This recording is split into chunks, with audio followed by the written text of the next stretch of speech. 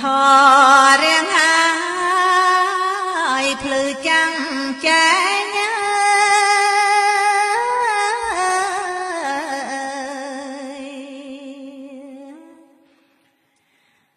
រាំងស្មៃដូចសែងព្រះសូរិយា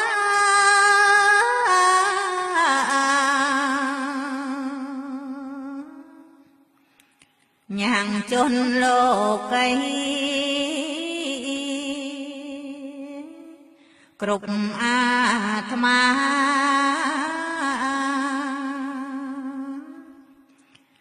រួចផុតអន្តកា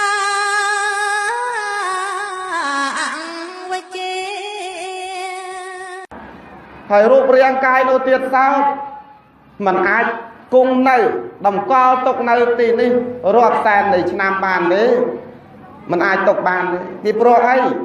វាជារបស់ដែលគួរឲ្យខ្ពើមឆ្អើមជារបស់ស្អុយរលួយ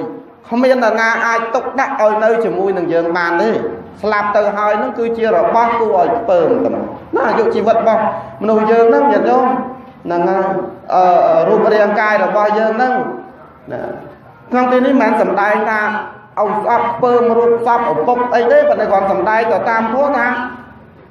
រូបសត្វទាំងឡាយដែលស្លាប់ទៅនឹងវិញ្ញាណដកចេញទៅគ្មានអ្វីឲ្យមានប្រយោជន៍ទៀតទេអត់មានអ្វីទៀតទេរូបរាងកាយនឹងសោះសូន្យទៅទេតែសោះសូន្យទៅទេតែមកអញ្ចឹងបើគាត់បានធ្វើបុណ្យរក្សាសីលធ្វើទានចម្រើនមេត្តាភាវនាគុណធម៌របស់គាត់នោះឯងហើយគឺជាមិត្តជាប់មិនដាច់ទៅដល់ទីណាក៏គាត់មានដែរបើគាត់អ្នករក្សាសិលបរិសុទ្ធបរិបូរណ៍ហើយទៅចាប់បរិសន្ធិក្នុងថ្ងៃមុខជាតិខាងមុខនោះឯងមិនជួបអ្នកសប្បុរសអ្នកមានធម៌តកូលអ្នកមានធម៌មានគុណធម៌ណាល្អអញ្ចឹងទៅប៉ុន្តែបើសិនជាមិនបានរក្សាសិលមិនបានធ្វើបុណ្យទៅកុសលទេអានឹងទៅតាមកម្មដែលគាត់បានធ្វើចឹងបានថាយើងមានជីវិតរស់នៅខាងក្រោយនឹងឯងឲ្យមានសេចក្តីប្រុងប្រយ័ត្នកុំឲ្យមានសេចក្តីធ្វេសប្រហែសកាលណាដែលមានសេចក្តីធ្វេសប្រហែសបុរាណលោកថាប្រហែសគឺប្រហោងតែប្រហោងដាក់អីក៏អត់ទៅដែរមែនទេយ៉ាងទៀតខ្ញុំ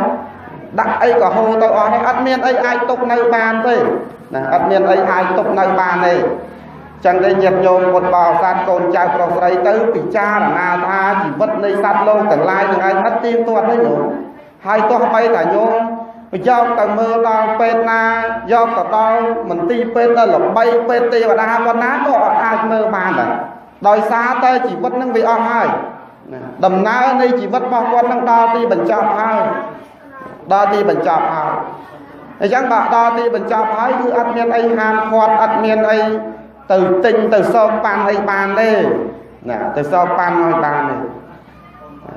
ហើយសេចក្តីស្លាប់នេះទៀតសោះមិនមែនស្លាប់តែលោកតាបុណ្យសង្ឃនឹងមួយទេញាតិញោមឃើញនៅតែអង្គយើងប្រហែលថ្ងៃមុនខាងត្បូងនេះពីរនាក់ចិត្តនេះមែនទេចឹងញោមដូចណាត់នេះអញ្ចឹង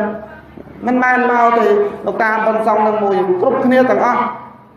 សូម្បីតែលោកអ្នកសំដែងធម៌ហ្នឹងក៏អត់អាចដឹងថាខ្លួនឯងទៅថ្ងៃណាដែរអត់អាចដឹងថាខ្លួនឯងទៅថ្ងៃណាដែរវាស្ថិតនៅក្នុងការចាំមើលដូចគ្នារហូតដល់ថ្ងៃស្លាប់មិនដឹងថាខ្លួនឯងស្លាប់ម៉ោងណាផងណែញាតិញោមណាបើដឹងថាស្លាប់ម៉ោងណាហ្នឹងប្រាប់គេថាឥឡូវខ្ញុំស្លាប់ម៉ោងប៉ុណ្ណាទៅធ្វើក្តាររៀបចំដៅអីស្រួលពូលទៅអាហ្នឹងបើដឹងណាប៉ុន្តែអត់ដឹងដូចគ្នាអត់ដឹងទេចឹងអត់ដឹងទេញាតិញោមសេចក្តីស្លាប់នេះហើយអត់អាចមាននរណាមួយក៏ហាមគាត់បានអត់អាចកូនចៅប្រុសស្រីទៅយំអោបដៃអោបជើងសុំឲ្យរស់ឡើងវិញសុំឲ្យកើតមកវិញហ្នឹងគឺអត់អាចហៅគាត់ងើបមកវិញបានទេហើយទោះបីទៅដល់ពេលទេវតាដូចមកសម្ដែងទៅដល់ពេលទេវតាណាក៏អត់អាចហៅងើបឡើងមកវិញបានដែរហៅងើបមកមិនបានទេសម័យកាលព្រះសម្មាសម្ពុទ្ធព្រះអង្គទ្រង់គង់នៅញាតិញោមយើងប៉ុណ្ណឹងយើងថាយើងស្លាប់ទៅយើងសោកយើងសៅប៉ុន្តែសម័យកាលព្រះអង្គញោមមានគ្រូមួយចំនួនខ្លាំងណាស់និយាយអំពីគ្រូដែលពូកែខាងដេញមុនអាគមដេញបាបប្រក្រោះនៅក្នុងជីវិតអីហ្នឹងប៉ុន្តែសួរថាគ្រូហ្នឹងកិច្ចអំពីសេចក្តីស្លាប់ហ្នឹងបានទេអត់បានទេគ្រូមួយញោមគ្រូហ្នឹងពូកែគ្រូហ្នឹងឧទាហរណ៍ថាខ្មោចហ្នឹង ទៅកើតឯណាឬក៏ថាមានបញ្ហាអីមួយគាត់គ្រាន់តែយកក្បាលខ្មោចហ្នឹងមកគោះសំដែងនៅក្នុងធម្មបទហ្នឹងគោះក្បាលខ្មោចហ្នឹងដឹងថាសត្វហ្នឹងទៅកើតទីណាពូកែ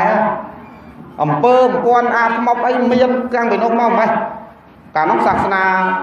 យើងច្រឡូកច្រឡំគ្នាយើងឃើញពុទ្ធសាសនាយើងកើតមកនោះបានពីដើមឡើយសម័យកាលនោះដូចបិតារបស់ព្រះអង្គអីបិតាក្មេងអីមិនកាន់សាសនាពុទ្ធជឿសាសនាពុទ្ធនងទេមិនទាន់មានពុទ្ធសាសនាហ្នឹងកាន់សាសនាព្រាហ្មណ៍សាសនាព្រហ្មញ្ញទេអញ្ចឹងជឿទៅលើអញ្ចឹងគ្រាន់តែកោះក្បាលហ្នឹងដឹងថាសត្វហ្នឹងកើតក្នុងទីណាមកកើតនៅកន្លែងណាប៉ុន្តែសូថាគ្រូដល់ប្រកែហ្នឹង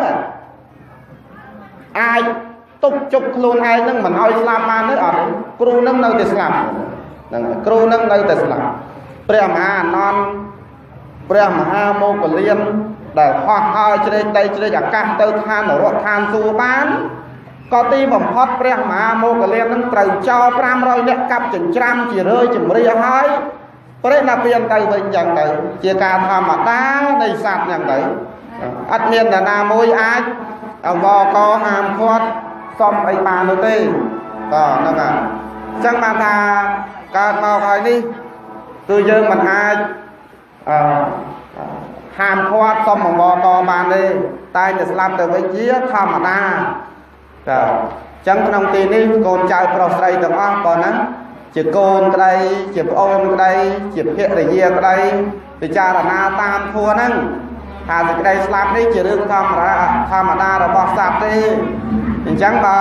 ជារឿងធម្មតារបស់សត្វហើយគាត់ស្លាប់ថ្ងៃហ្នឹងថ្ងៃក្រោយអ្នកដទៃស្លាប់ថ្ងៃក្រោយទៀតយើងក៏ជាអ្នកស្លាប់ដែរថ្ងៃស្អែកយើងហែគាត់ថ្ងៃក្រោយគេហែយើងអត់មានអាណាមួយអត់មានហែគ្នាទេអញ្ចឹងហែគ្នាទៅវិញទៅមកជាការធម្មតាអញ្ចឹងប៉ុន្តែបើមានជីវិតរស់នៅអញ្ចឹងដូចកូនចៅប្រុសស្រីញោមស្រីអីយ៉ាងភរិយានៃសពអីយ៉ាងជាដើមធ្វើបន់ទៅកសលធ្វើអំពើល្អទៅហ្នឹងហើយបើកូនប្រុសឬកូនស្រីនៅបច្ចុប្បន្ននេះអ្នកម្ដាយរបស់យើងនៅមានជីវិតនឹងឯងក៏គប្បីធ្វើសេចក្តីគោរពចំពោះអ្នកម្ដាយរបស់យើងនឹងឯងឲ្យណាស់ឲ្យមែនតែនកុំឲ្យព្រះសូរិយានឹងឯងវារលត់បាត់ទៅលិចបាត់ទៅយើងនឹងឯងគ្មានឱកាសគ្មានពេលឯណាដើម្បីគោរពគាត់ទៀតទេហើយគោរពបានត្រឹមតែធ្វើសេចក្តីគោរពដោយប្រយោលចឹងទៅគាត់ស្លាប់ទៅបាត់ហើយថ្វាយអង្គមគាត់ក៏មិនដឹងថាមុខកូននឹងយ៉ាងម៉េច